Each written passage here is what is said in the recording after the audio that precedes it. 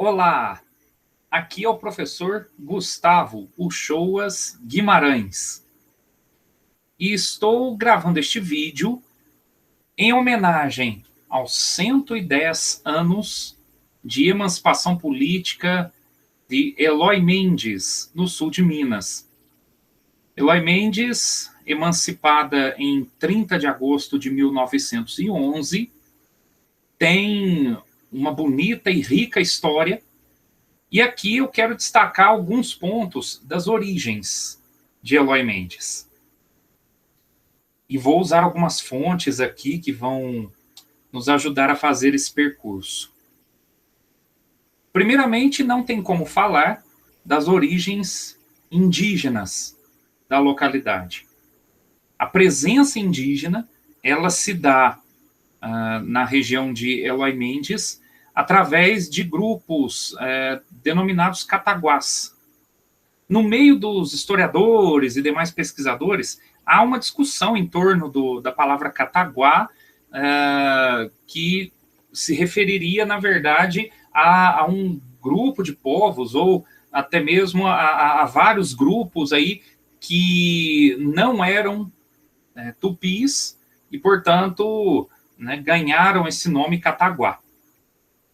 E as evidências da presença de um grupo denominado cataguá em Eloy Mendes, essas evidências se apresentam através de objetos encontrados na região, como atesta o doutor Alcibiades Viana de Paula.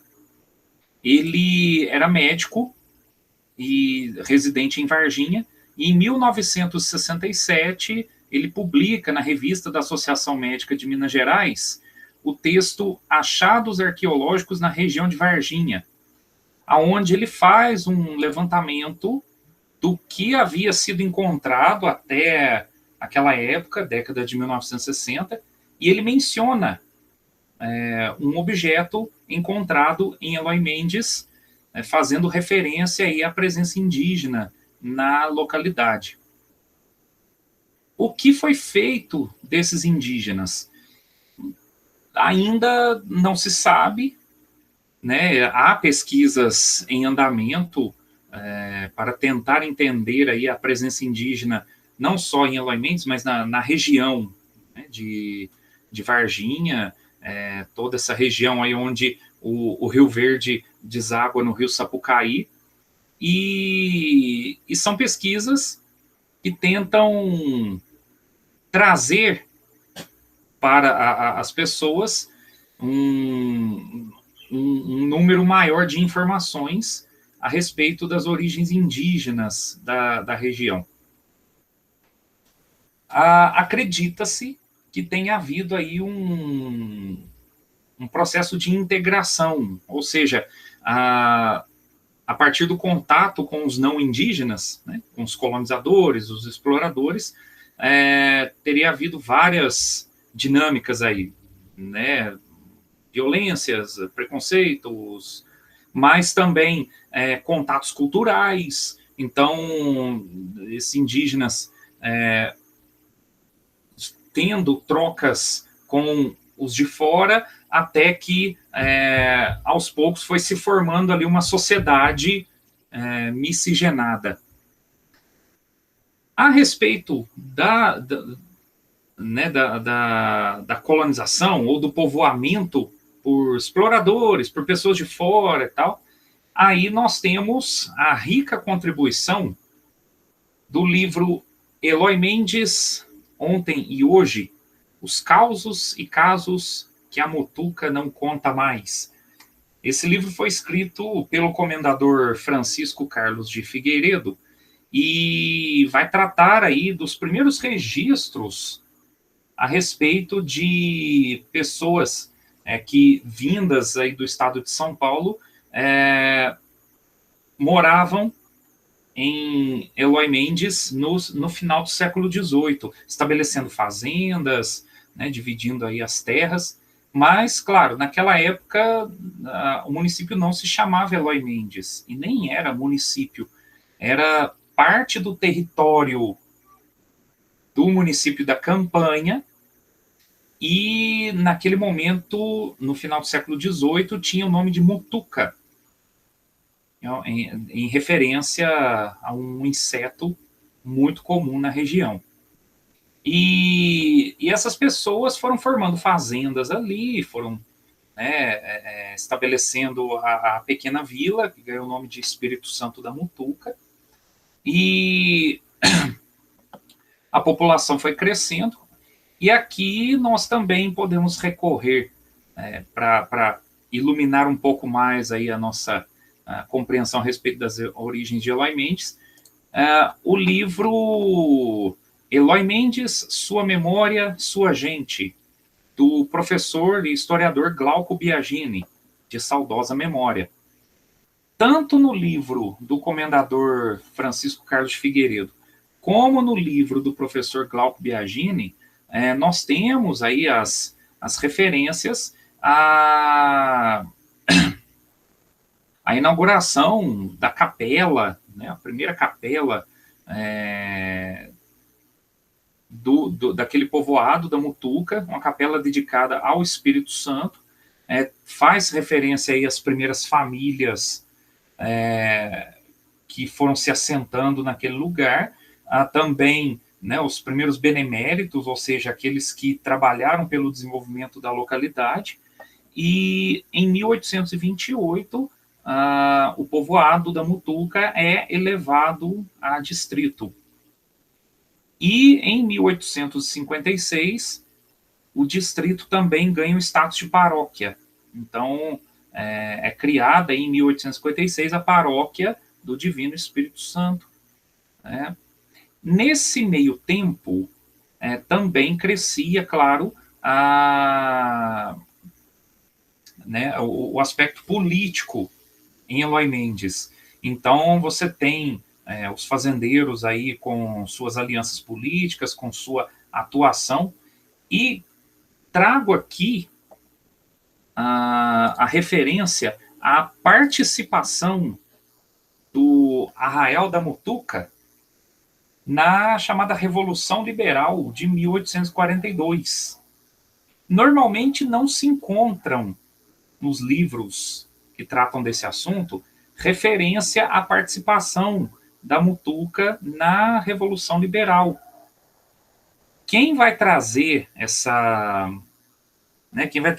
informação a respeito é o historiador Alex Lombello Amaral, na sua tese de doutorado intitulada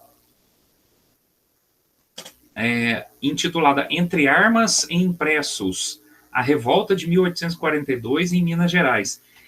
E na sua tese de doutorado, o Alex Lombello Amaral, ele vai apontar que só se sabe da participação da Mutuca na Revolução Liberal de 1842 através dos inquéritos, né, das investigações que foram feitas naquele momento, porque líderes da revolta foram presos e pessoas envolvidas foram presas, e aí nos inquéritos se menciona um episódio ocorrido na Mutuca. E que episódio foi esse?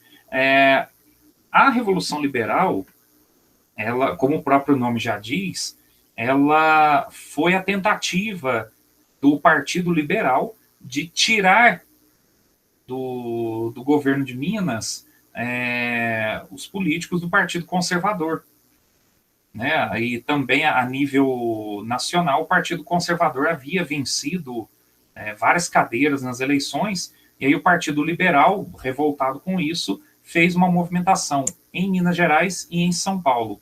Em Minas Gerais, o Partido Liberal declarou um novo presidente da província, o que seria para nós hoje o governador do estado, né?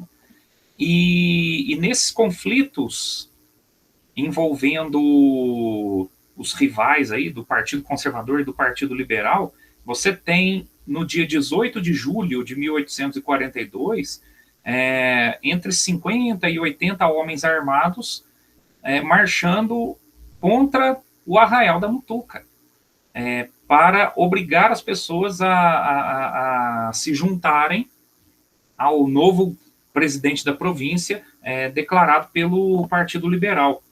E essas pessoas se aglomeram em uma fazenda para depois tomarem o arraial, e acredita-se que essas pessoas, essas forças, estavam voltando de Baipendi, né, e indo em direção a outras regiões ali, já na direção de São João del Rei, na direção de Ouro Preto, etc.